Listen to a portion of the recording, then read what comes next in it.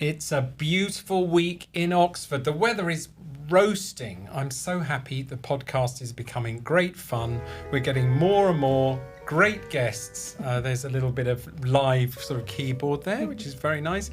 Let's just take a moment thinking about the guests we've had so far. Former NCSC boss Kieran Martin, US blues icon Sari Shaw, scam beta hero Kit Boga, and coming up next month we've got Joe Tidy, the tech legend from the BBC. And today we're very excited to welcome a new special guest. Welcome to the Internet Seriously, a humorous look at tech, news and politics. I'm Lucian Taylor in Oxford. I'm Emily Taylor in Oxford. I'm Alice Taylor, also in Oxford. And coming up, we'd like to give a big welcome to award-winning investigative journalist and author Geoff White. Hello from London. Hello from London, yes. From groundbreaking exposés on data privacy to best-selling books and podcasts on global cyber heists, Geoff is leading voice in technology and organised crime, fearlessly bringing the hidden digital underworld to light. Spot the AI bit in that. Following that, we're going to be talking about AI hype versus reality, navigating the great debate. Some recent viewers' comments about AI have caught our attention.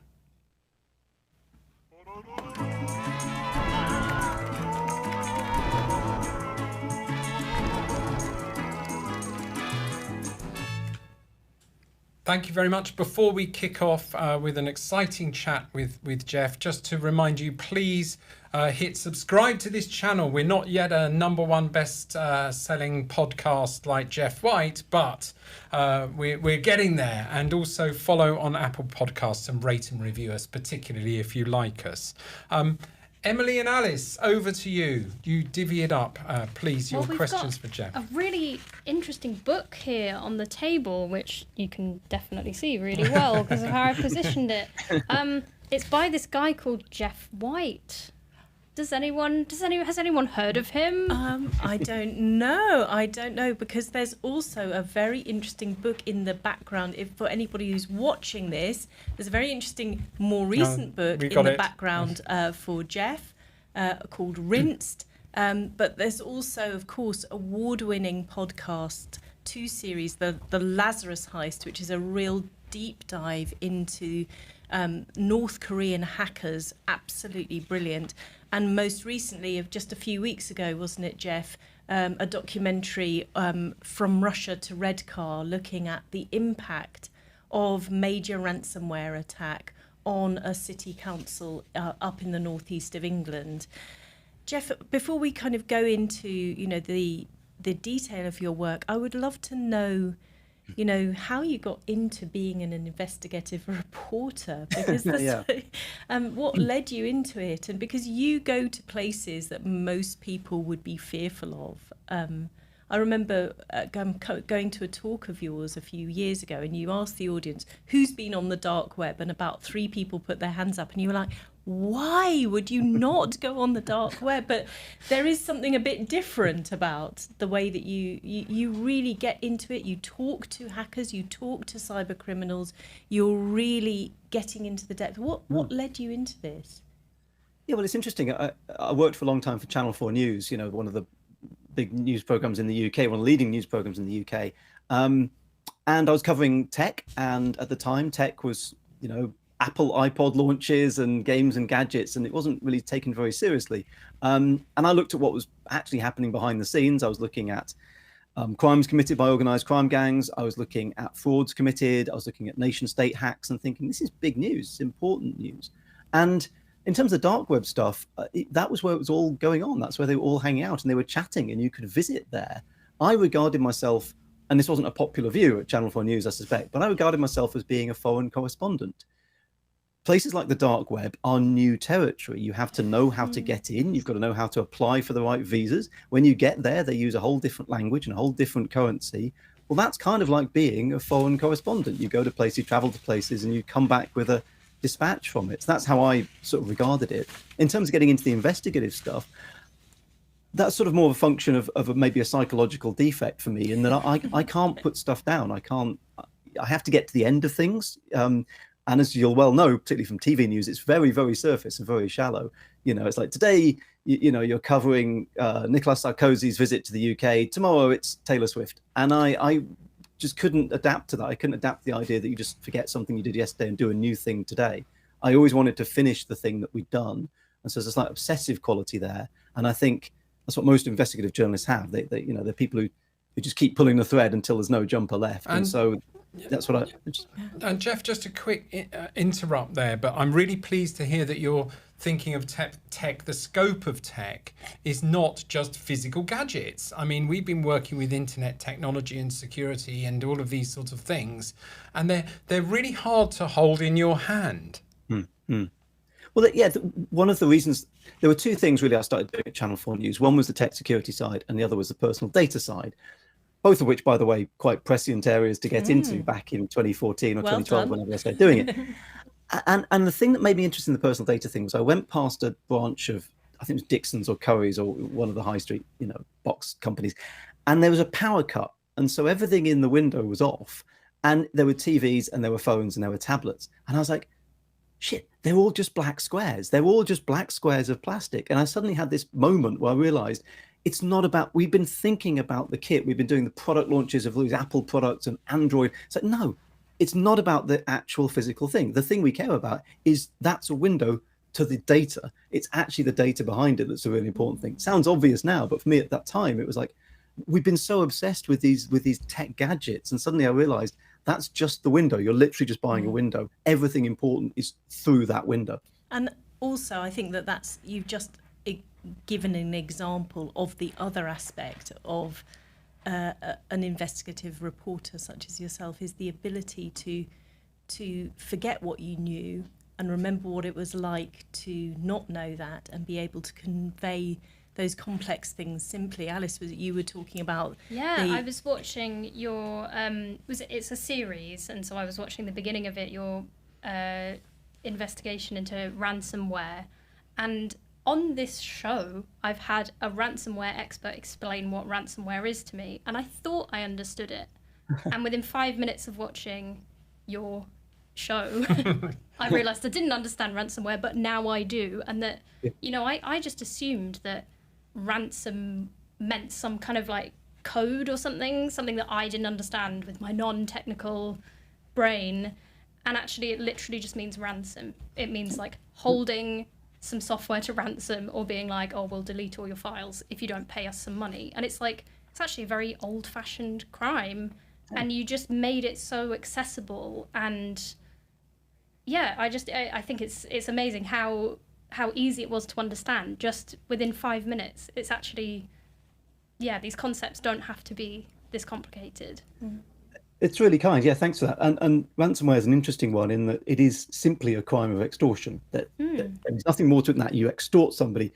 That is a crime that's as old as civilization, because since people have valued something, there's somebody out there who will take it off them.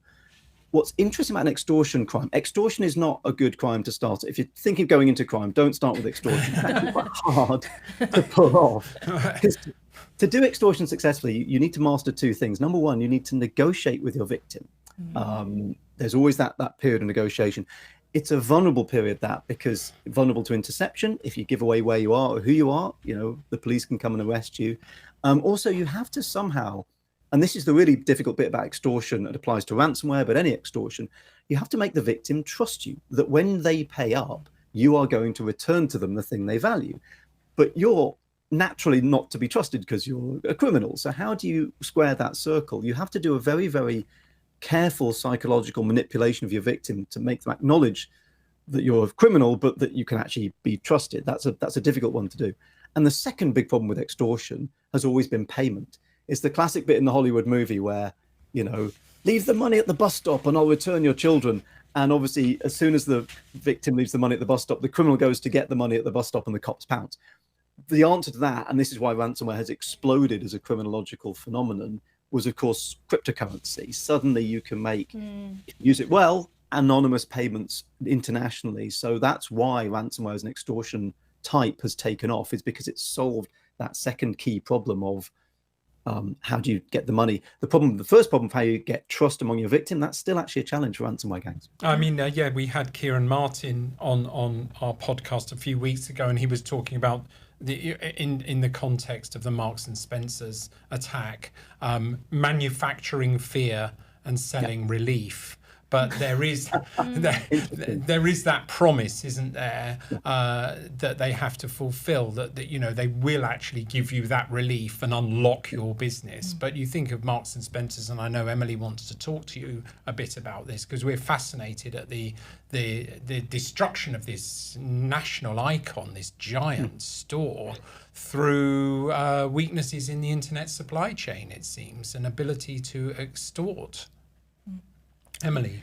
Yeah, Geoff, there's a couple of things I wanted to talk about, but let's follow this thread of the ransomware gangs. And as you were speaking about actually some of the operational difficulties of cashing out in ransomware, it reminded me of your award-winning podcast series, The Lazarus Heist, and how deeply you got into the techniques of the North Korean gang, and actually how incredibly logistically complex, particularly the jackpotting of ATMs. And if you're listening to this, I do recommend that's it really from series 2, but that there was hundreds of people in a coordinated sort of movement to get money out of ATMs in India and lots of other countries at the same exact time. And then how do you get that cash back to North Korea? So it's agents on the ground, it's networks in country, it's also going through the dark web and agents there. So I think that this is something that, for me, your work really brings to light, is this isn't just the cat madly typing on a keyboard like we have at the beginning of our show. This is actually very detailed, well-planned stuff, and North Korea is particularly good at it. So I'd love your comments on that. I'd also love your thoughts on sort of the connection between the Lazarus gang and the state of North Korea. Yeah, it's very interesting. I mean, look, the point about the money, that's why I wrote a book about money laundering. The book I wrote last year, it's out in paperback this year, so you can get it even cheaper in July.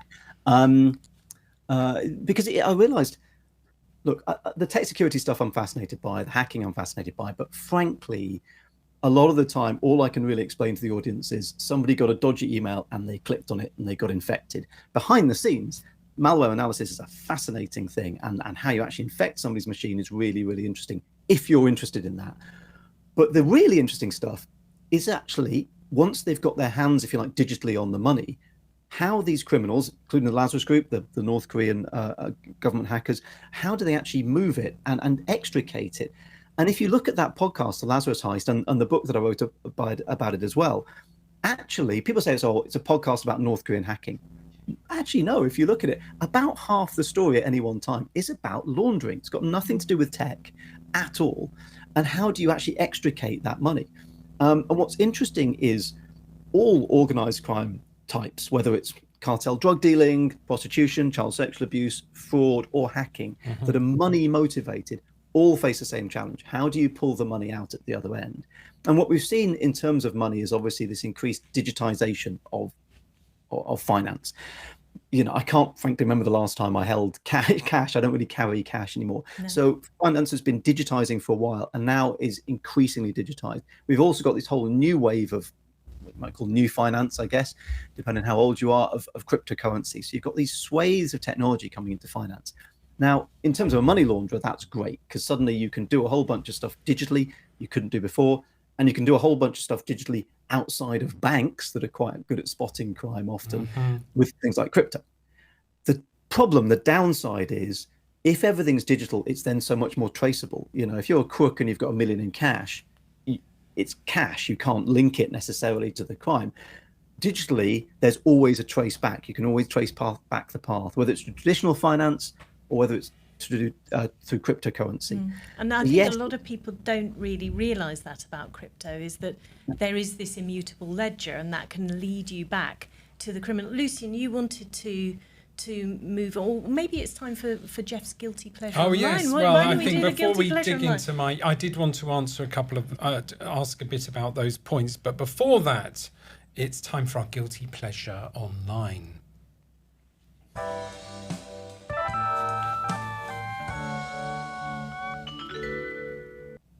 Geoff White, what is your guilty pleasure online?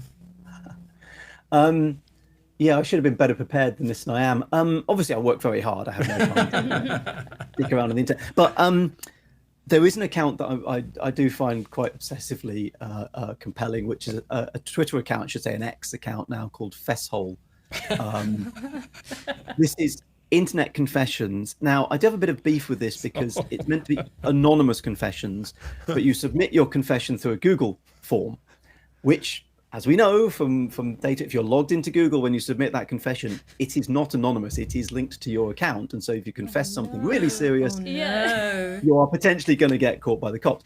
So putting that aside, though, it is absolutely astonishing, because basically people just confessing all of this stuff. And what I find really interesting is there were loads of people who, particularly during COVID and during lockdown, confessed and said, look, I'm paid 60 grand a year. I'm a company director. My job actually takes me about 2 days to do. Anyway, I spend the other 3 days playing fantasy football. And I just found that really fascinating.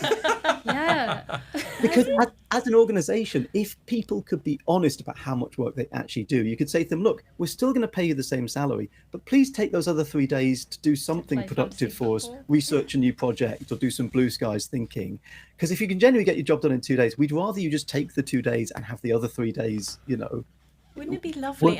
But then you'd have to confess that you're not quite as busy and important as you pretend to be. But this is all very Catholic, isn't it? I mean, what are they trying to do? This is right up my street. This reminds me of people that I live with. But what is this to do? Just to cleanse their soul, to have a better afterlife? What's the best one that you've found, Geoff? Get it off your chest. That's what confession's all about. But who absolves you of this? When I was at university, this was back when it was like Facebook was the main channel through which we all communicated. There was a page that was like exactly like you're describing, of like uni confessions, where you would anonymously post things, and they were just hilarious. I just feel like it was the comedy value. There'd be somebody who would post like, I was cooking a roast chicken and somebody stole it from the oven, and then the next day it would be like, I stole the chicken from the university kitchen, and I'm never going to say who I am. I mean, this never ceases to amaze me. On this podcast, we're just hearing more and more of these crazy things, and it's always from the Guilty Pleasure Online. We had one who likes to literally watch court cases conducted in the USA by self-representatives, and watching judges tear them apart for not knowing the law. Brilliant. I mean, it's just extraordinary. This confessions online, I mean, there's clearly something in the soul that needs to do this, and we're in the age of internet rather than churches to share things. I think that's so. Yeah, Geoff, I'm really interested in what you're talking about, and it really does overlap with stuff that we're doing at Oxford Information Labs with a thing called the Global Signal Exchange, where we're trying to, with Google and others, we've formed a new initiative to share threat signals. It's like a global neighborhood watch where, this is not evidence-based stuff. This is high-level signals where you're worried about things and you try and do cluster analysis and you try and look at common factors and what we call common control by bad activity, and really highlight and address weaknesses in what we call the internet fraud attack chain. And of course, part of that is building fake assets. You were talking about clicking on links, building false identities, engaging with victims, all part of extortion. And then finally, payment. And you're talking about the erosion of even that layer, because normally it's only at step 4 where you find out that a crime's been committed at all. And even that, through cryptocurrency, is being eroded, as you say. But Emily says in the background there's traceability. But I'm thinking about crypto wallets and the blockchain world, where it really... its whole principle is to defeat the audit trail, is actually to make it almost impossible. Are you interested in that, in those developments? Obviously, you're very into this crypto thing, but also blockchain identifiers and things like that. Yeah, absolutely. North Korea, as a lot of your viewers and listeners will know, has been vastly getting into cryptocurrency and crypto theft. It's quite hard to work out a total figure as to how much this accounts for, because obviously cryptocurrency goes up and down in value, generally trending up in value. I've heard figures upwards of $6 billion worth of currency stolen through cryptocurrency. Most recently, in February this year, we had the biggest theft ever, not the biggest hack ever, not the biggest crypto theft ever, the biggest theft ever of $1.5 billion stolen from a cryptocurrency exchange. That took under 8 minutes for them to do. This is extraordinary. People write films about the great train robbers nicking a few million, or Brink's Mat, and but these figures are colossal, aren't they? Why aren't they getting more attention? Well, yes, there's a couple of reasons for that. Number one, it takes place online, and it's to do with cryptocurrency. And I think people have this idea of, it's funny money. And also the people who are into crypto, well, they're just sort of spivs and speculators. And if they get robbed, well, sort of who cares? I tell you who cares. Kim Jong-un cares, because if indeed it was North Korea stealing this 1.5 billion, where does it get spent? Well, there's some really interesting research about quite how many missiles North Korea is sending to Russia to use on Ukraine. There are days in that conflict where Russian artillery batteries are only firing North Korean missiles. That's all, that their entire stockroom is just filled with North Korean stuff. Wow.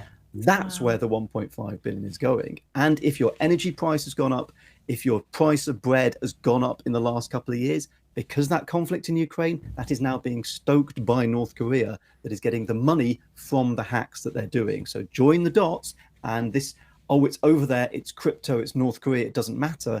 Suddenly it starts to matter. Yeah, your energy bill's higher now, your bread bill is higher because of this stuff. Wow. The problem is, to get the effects, you have to sort of zoom out quite far. And for a lot of people, that's a bit of a difficult challenge, but really worth taking the effort, because you start to see that these hacks actually have an effect, a real consequence on us. Yeah. So Alice, Emily, one last question before we move on to the next topic. So.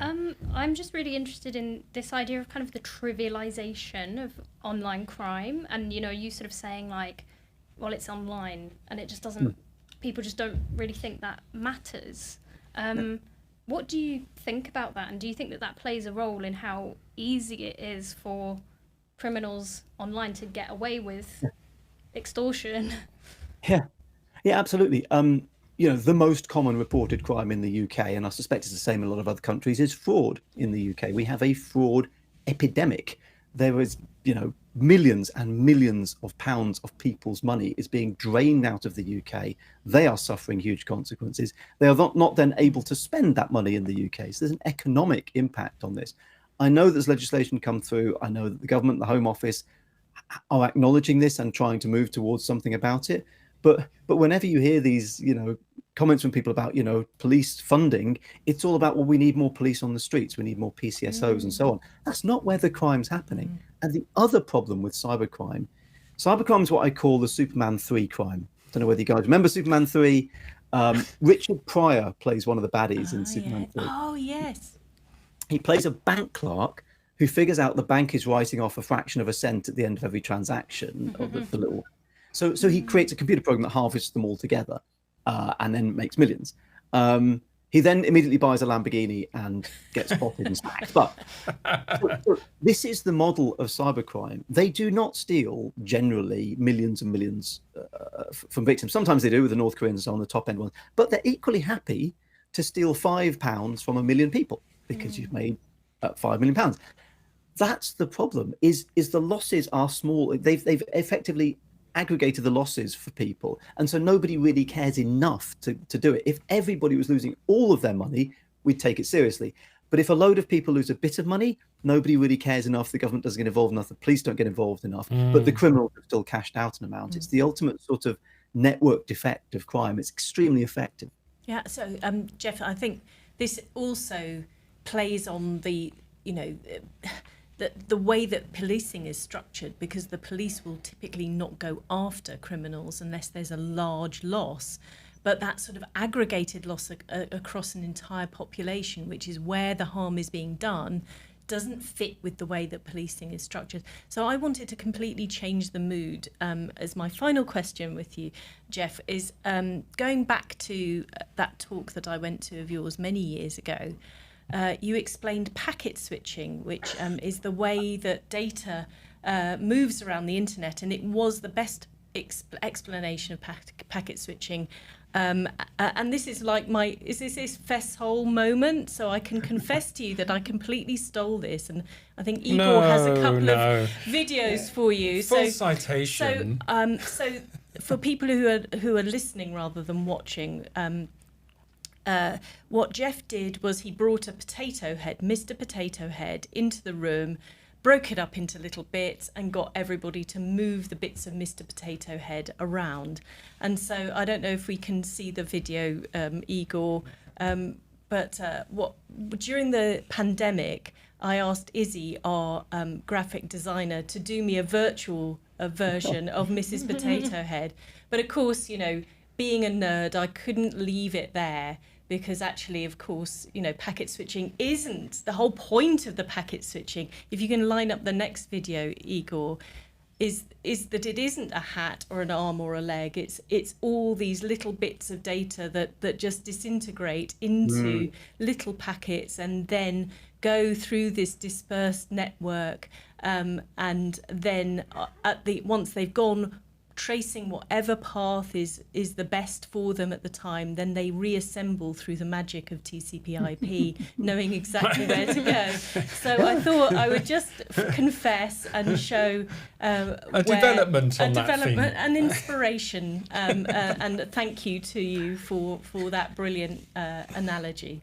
I don't know if that's a question for you, Geoff, or just a moment's tribute. You can react. A tribute. Sounded like a confession to me. No, that's brilliant because look, the Mr. Potato Head packet switching, the idea that internet traffic is divided up and sent across the internet and reassembled. It worked okay as a demo. It's certainly a lot of fun, and it was a great way of just getting that in front of an audience and doing that live.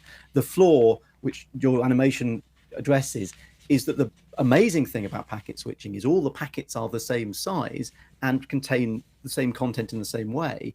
Which is like if we had if every parcel was the same size, every letterbox the same size, every delivery van the same size, it's the uniform nature of it that makes the whole thing work, which obviously Mr. Potato Head isn't, because the hat's bigger than the arms and so on. So I will just tell one sort of little story about that. We did this mobile phone interception show around the world. We did it in loads of different places, and the Mr. Potato Head demo was part of it, was an element of it. So I'd always have to make sure I had the Mr. Potato Head stuff and a potato. And one event we did, I forgot the potato inevitably. So I was like, oh, never mind, I'll nip out, I'll get a potato. There'll be a shop nearby. The only shop I could find was one of those corner shops that's got quite an obscure selection of vegetables. So all I could find was a sweet potato. So it did look like we had a sort of reduced Mr. Potato Head. A distorted one arriving through the internet. Yeah. Before it's time to switch topics back to a common topic for us, AI. But before we do that, it's time for our Tech Room 101. Room 101. Geoff White, what is your Tech Room 101? What would you like to throw in the bin forever? This is such a good one. There are so many candidates. Me too. It doesn't Lucian's not allowed to do his Tech Room 101 anymore because there's so many. If I could throw one, I'm not sure that's a thing, but it manifests as a thing, if you like, which is every device having different connectors. So with power, with the power adapters for the phone. So I've got Android, I've got iPhone, and they're different ones. And then there's the older one, the USB-C, and there's USB-B, and then so I have all of these adapters. And sometimes I find myself like fucking MacGyver putting these things together. Oh, click this bit now, click that into that. Sorry, hasn't that been sorted by European law and standards with the USB-C? There's still stuff out there. one thing, one hole, one plug. I love it. Yeah, great. This is great. Thank you, Alice. That's the meme. You've got it. We've got the cut. We managed to get you to lose it. If we get anyone to lose it, we're really happy. Thank you. I think we can agree with that one. This might be our first Tech Room 101 where there's actually going to be a solution. Yeah, right. Like maybe one device, one lead, one hole. And all the plugs. It's just so Thank annoying. you very much. All of these things. It's annoying. Fully on board with your Tech Room 101. Next topic. This was AI hype versus reality, navigating the great debate, and we're looking at some comments following our recent discussions about AI in general. The discussion surrounding artificial intelligence is one of the most polarizing in our era. It's split between its proponents, its critics.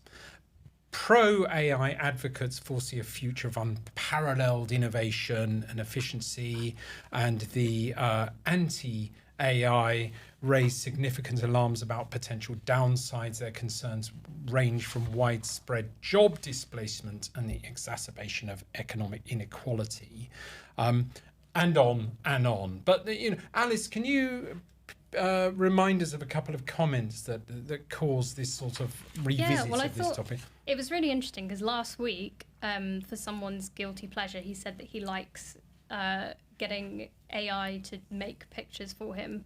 And on the same clip, we got 2 comments that are just from these 2 absolutely different worlds. So the first one was, AI art, in quotes, is so harmful and it looks so bad. And then another person said, well, there were 2, and I'm going to read them both out because I think they're both really interesting. If a machine can easily do what you did, you aren't doing anything valuable. And then people moaned about the printing press, people moaned about computers. You've got to evolve and adapt. Yeah. Where are you on this, Geoff? Do you have a position on that spectrum of views? Oh, it's a really interesting selection of views, isn't it? It's a really interesting selection of views. Yeah, the age of AI is, whether we like it or not, upon us. I do take that point that, the resisting this stuff is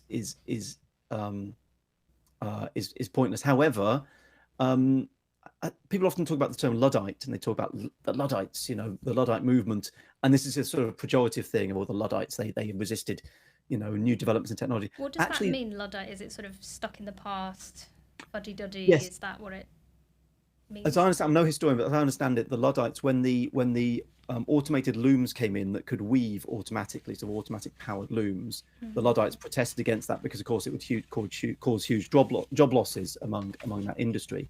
And so they sort of went on a protest march, and some of them smashed some of these infrastructures and so on.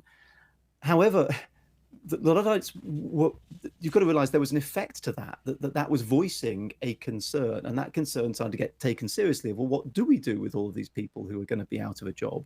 So the idea, there's a difference between understanding technology is going to change and wanting to adapt, and just lying back and letting it roll over you and not appreciating that this is going to have damaging effects on society. What's interesting when you read these reports, which I've read quite a few of, about what will happen to the job market after, in the AI future, they talk about job creation. They're very happy to talk about job creation. The one term you will never see in any of those reports is losses of jobs. It's always job displacement. Yeah. Oh, well, the jobs will be displaced. Now, long term, yes, the jobs will be displaced. Human beings have a way of finding new work when new things happen. And also we have the ultimate lever when we can't find work, which is population decline. Can't support a population, people don't have kids. So we'll work it out. Don't get me wrong, humanity will work it out in the long term. But in the short term, in the immediate term, in our lifetime terms, job losses are going to happen. And I worry that people who are talking about AI and its effect on jobs aren't being honest and open and saying there will be losses. Let's deal with that. How do we deal with that? And I'm very interested in the temperature around this, because I feel some of the comments that Alice spotted, pardon me, were getting heated in a way that we haven't had before. Particularly around AI and just the chat around AI.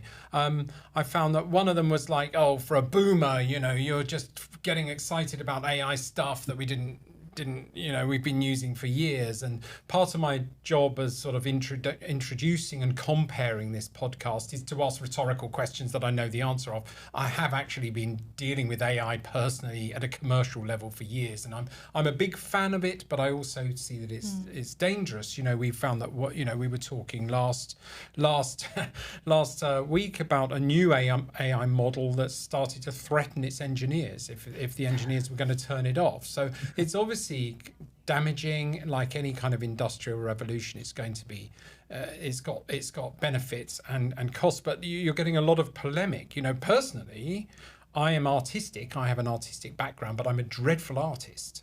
And for me, AI art unlocks something that enables me to express myself and use the AI as kind of remote hands. And, Igor in this studio is constantly finding ways of dressing me up with, various AI auto-generated images, even while we're just talking on air. I am quite we are tracking AI in cybercrime, and we're seeing it being used more and more in phishing attacks and things like that, and how AI can be employed to actually help the fight against cybercrime as well. So, like you, I feel you're in the middle. Is that right? Yeah, look, as a journalist, you're sort of professionally in the middle. You don't tend to sort of have views either way. And also, I think we're just too early in this. The other thing I would point out is technology is massively susceptible to hype cycles. When I first joined Channel 4 News, for example, the big hype was 3D printing. Ooh, remember that? Yes, we were all going to have a 3D printer, and it would change everything. And we would be printing guns and missile launchers, right?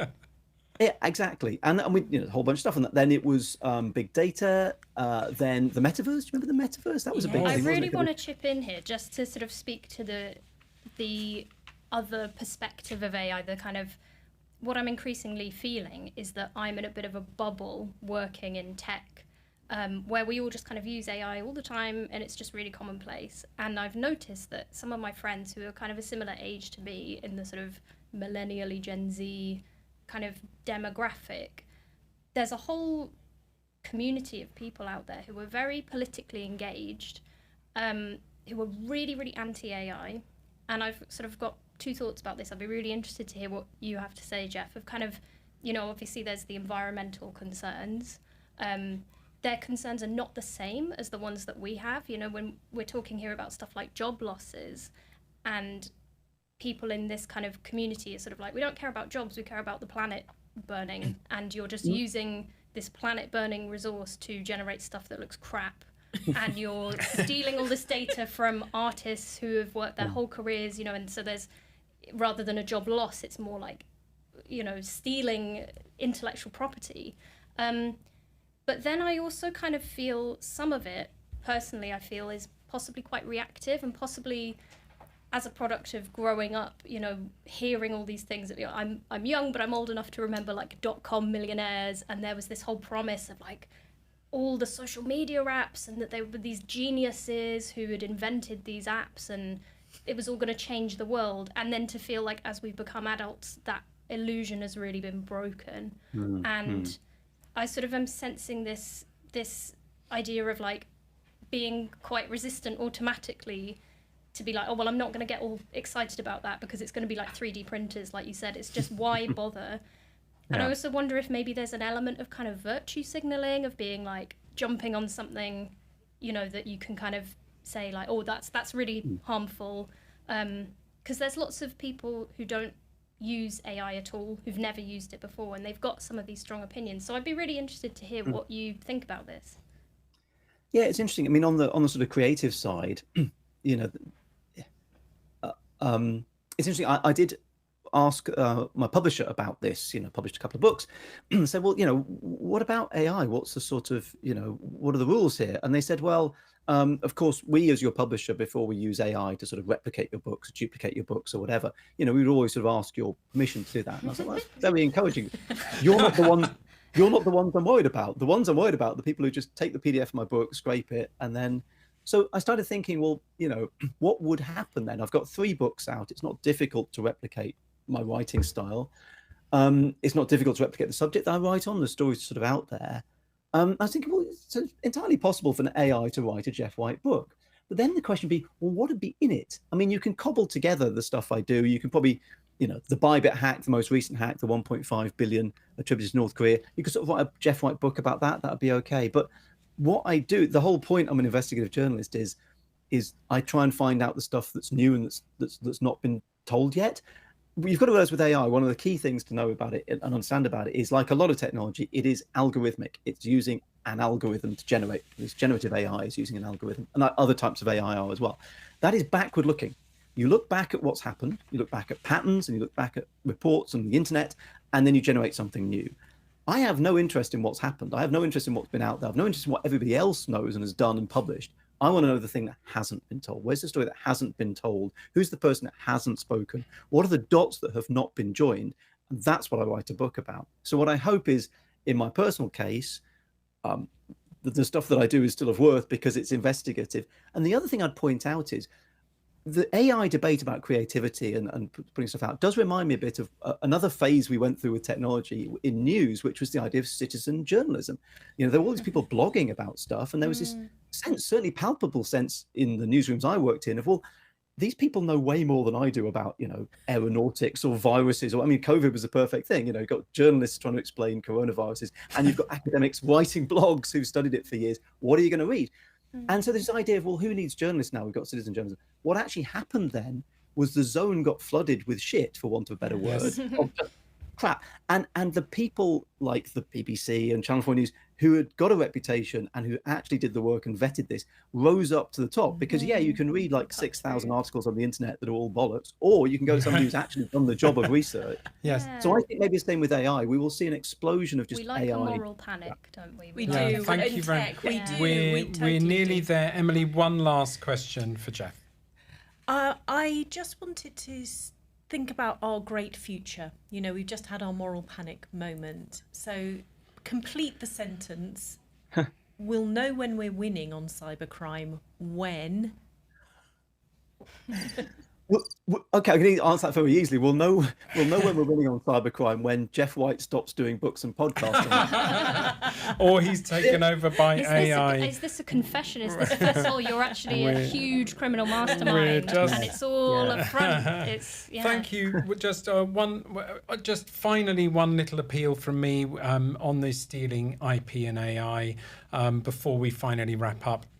A data bill opposed by Sir Elton John and Dua Lipa has finally passed. This is a fascinating topic about copyright and training AI, but it's too big a subject for today, but it's very pertinent to what we've been talking about. But I just wanted to say, Dua and Elton, if you're listening, please get in touch. Please come on the podcast and we can chat about it. Thank you very much. We have been talking to the great award-winning investigative journalist and author, Geoff White. Thank you very much, Geoff. Great Thanks so much for having me. It's been great fun. And we've also been talking a bit about AI, hype versus reality, and a bit about that with Geoff. Thank you very much. Thanks all. Cheerio.